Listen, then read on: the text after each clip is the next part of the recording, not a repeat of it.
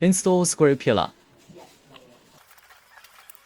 Must fix the pillar by tongs. So this is a spindle. You need to cut the spindle to correct length, according to your door thickness. This is a door with 45 mm thickness. Thread the wire through the spindle. Here's a key point. When you insert the spindle, rotate right to the end, rotate left to the end. Don't do either of them, but rotate it to the middle. Okay. Now, pull up, not work. This, not work. So let's see. What if rotate spindle to the right end? Just pull up the handle, lock is unlocked. No need fingerprint password or card or key. What if you rotate the spindle to the left end?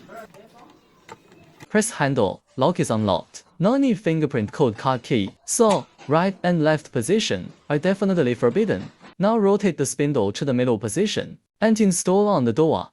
Pulling up or pressing the handle won't unlock. Use a screwdriver to take the screw down.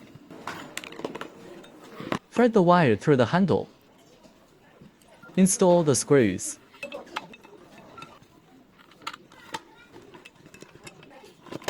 Insert the wire into terminal. Pay attention. The pinhole is not in the middle of terminal, it's on the side. When inserting the pin, pay attention to the direction. This is reset button. Press it over 5 seconds. All fingerprint, password and card user will be cleared from lock, and lock will return to factory state. In factory state, 123456 hash is an no admin password. Any unregistered fingerprint can unlock the lock. When you receive the purchased lock, it is in factory state. 4 pieces double app entry.